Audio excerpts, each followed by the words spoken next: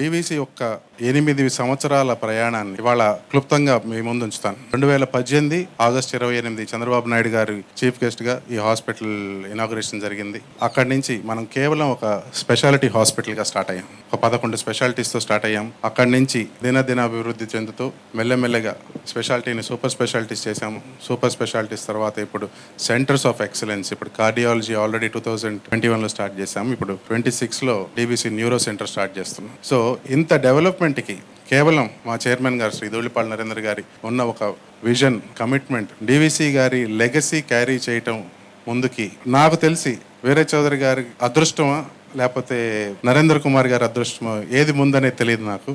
కానీ ఒక తండ్రిని పేరుని ఇలా కొనసాగించిన వాళ్ళని చాలా చాలా తక్కువ మందిని చూశాను. ఎంతమంది చైర్మన్ గారి ముఖ్య ఉద్దేశం ఈ చుట్టుపక్కల ఉన్న వాళ్ళకి ట్రైనింగ్ లేకపోయినా ఉద్యోగాలు ఇచ్చి ట్రైనింగ్ చేసి 85% వెనకబడిన కులాలకి జాబ్స్ ఉన్నాయి ఈ 2 ఇన్స్టిట్యూషన్స్, సంగం డైరీ మరియు డీవీసీ హాస్పిటల్. అందులో 90% ఈ చుట్టుపక్కల ఉన్న గ్రామాల వారికే ఉద్యోగాలు ఇవ్వడం జరిగింది. కేవలం స్ట్రాటజిక్ పొజిషన్స్ కంపల్సరీ కావాలంటే బయటకు వెళ్తారు తప్పితే వీలైనంత వరకు ఇక్కడే ఉద్యోగాలు కల్పించాలని ఆయన ముఖ్య సంకల్పం. మనం ఎన్నో ఆటుపోట్లు ఎదుర్కొని ఇక్కడి వరకు వచ్చాం.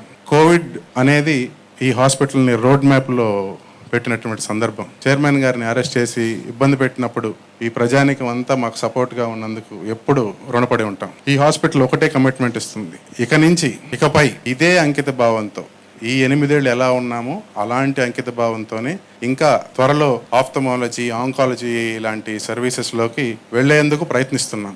ప్రస్తుతానికి న్యూరో సెంటర్ని ఒకటి దిగ్విజయంగా సాధిస్తే గనక అంచెలంచెలుగా ముందుకెళ్ళడానికి అవకాశం ఉంటుంది. ఈ అవకాశాన్ని నాకు చీఫ్ ఆపరేటింగ్ ఆఫీసర్గా 2018 నుంచి నేనే ఉన్నాను హాస్పిటల్కి. ఈ అవకాశం నాకు ఇచ్చినందుకు బోర్డ్ ఆఫ్ మేనేజ్మెంట్, మా చైర్మన్ శ్రీ నరేంద్ర కుమార్ గారికి, మా ఎండి జ్యోతిర్మయ్య గారికి, మా మెడికల్ డైరెక్టర్ శ్రీ శ్రీనివాస్ గారికి కృతజ్ఞతలు.